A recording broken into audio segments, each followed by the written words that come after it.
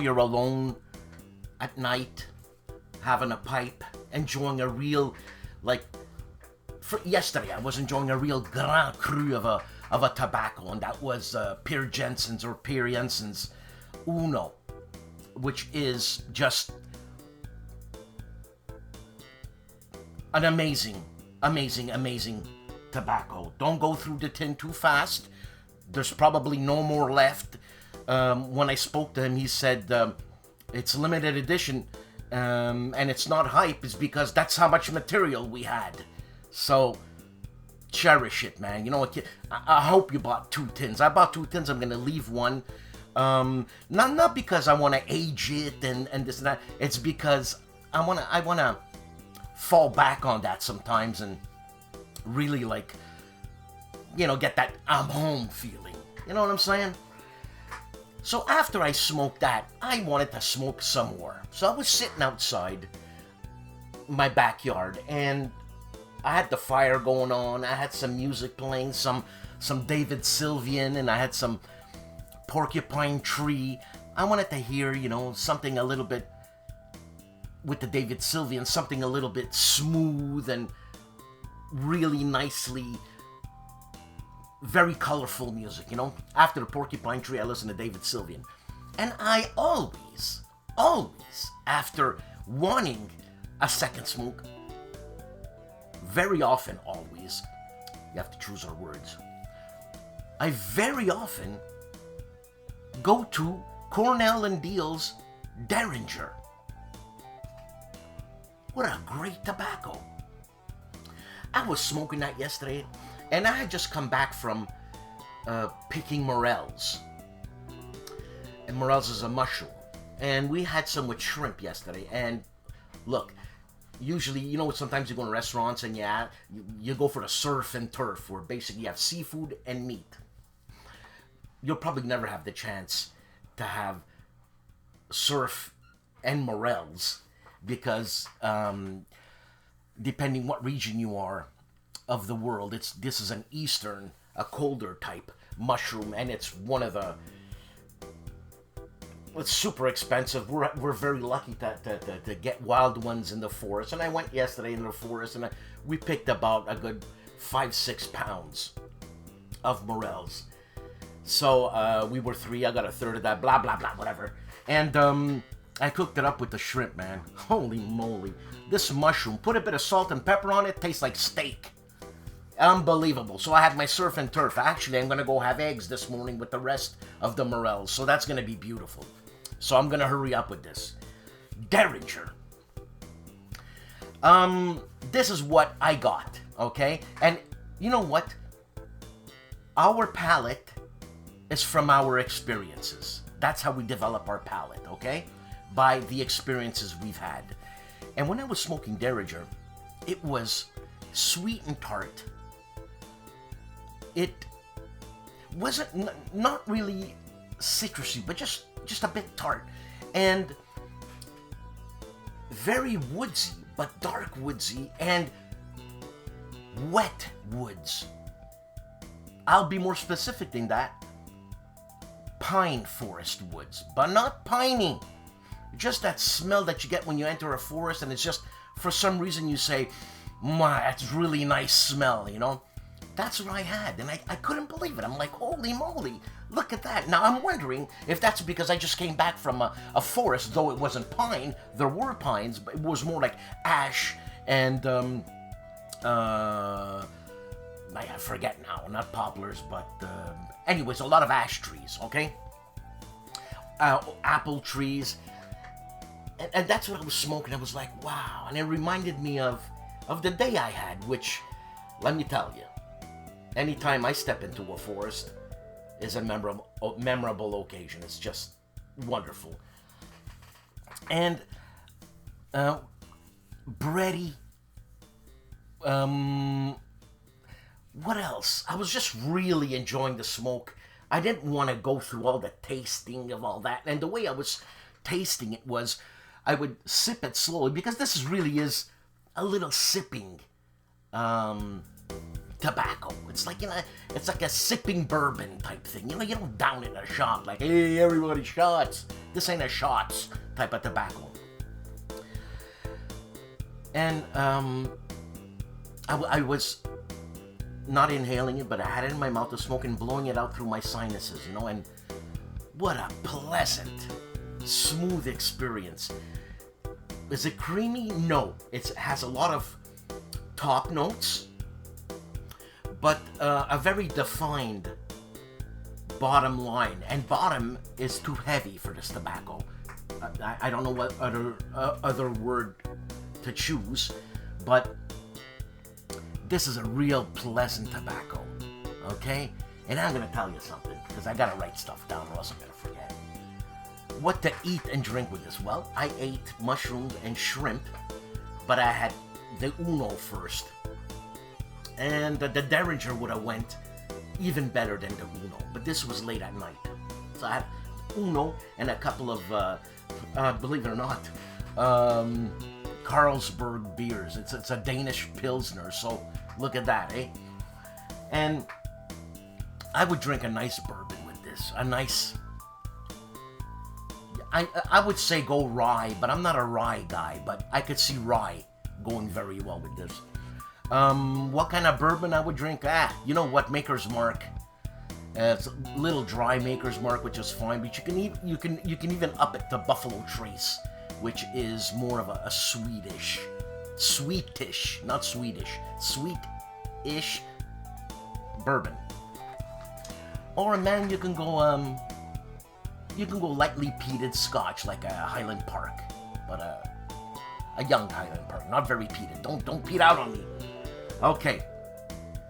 The pipe size with this, you could even go small, but I would go medium. I wouldn't go large, because you don't want too much of that, With Pierre Jensen's, I'd go large, the Uno, large. And what kind of people are gonna like this? People who like drier stuff, people who like pale ales, people who like I said, rye whiskeys, people who like a steak before this. It's gonna be kind of lost, but it's you don't even have to eat with this. It's just as long as you're sitting down, and you gotta get in the mood, eh? Derringer, so you think Wild West. So sit down, relax, play some bluegrass or something, or some not bluegrass. Play some acoustic type music, something smooth, man. You can enjoy the tobacco, and the music is just wafting with the tobacco. Yeah, I'm becoming existential here, but anyways. Yep, so I did that, what to eat. Okay, you know what? Jim Links has a review on this. Let's read what he says. The brown, red, orange, and stove brighter fermented Virginias provide an abundance of tart and very tangy citrus. It's not very citrusy to me.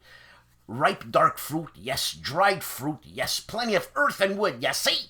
Some bread, grass, and hay. Vegetation, light sugar. Spice, acidity, sure, and floralness. Yeah. Along with a couple of drops of honey and vinegar. No, I didn't get that. And he says he also senses a very small stewed fruit note. Yeah, but you said that before, Jimmy. What's going on, man, Redundancy. Jimmy, come on! Okay, so there's a very light sugar casing into the mix to tame the potential harshness. Maybe, yeah, that's good. For the most part, the strength and taste aspect fall a slot short of medium threshold. Yes, the nick hit is a tad less potent than the strength level. Yes, it won't bite or get harsh. It won't bite or get harsh. Pump on that baby. You're going to see it's going to burn. And it burns cool. It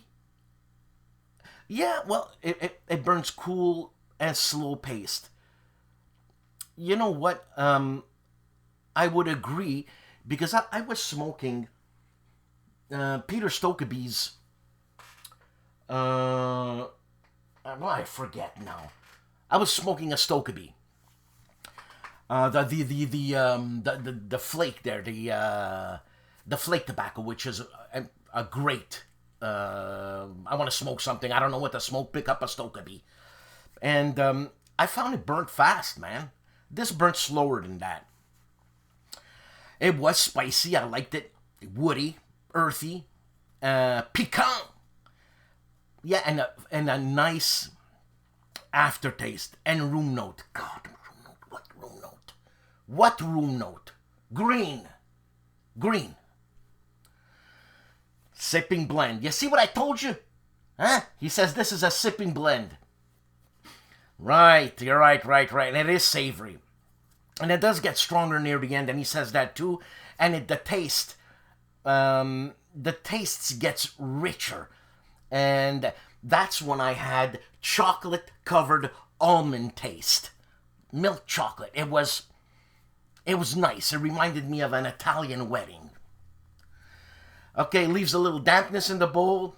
Nah, it requires a few more than average number of relights. Yeah, okay.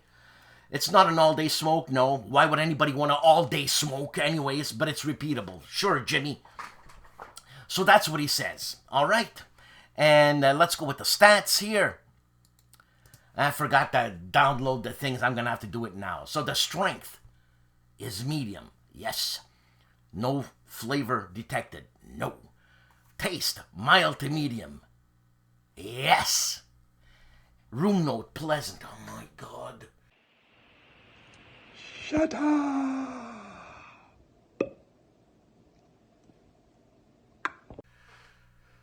Yeah, I don't even do it on purpose. I'm reading stuff and then I hit room note. And you know room note's going to come in the fourth thing that I read. But you know what? I'm so dafted that, for God's sake, man. Okay, now I got to go back to the page. Bear with me. Why bear with me? Can't you deal with me? For God's sake, man. Okay, here we go. Boom. And blast. Okay, so the brand is Cornell and Deal, blended by Cornell and Deal, manufactured by Cornell and Deal. No middleman. If anybody's responsible, it's Cornell and Deal. So they're responsible for making, I think, a way above average Virginia. So it's straight Virginia.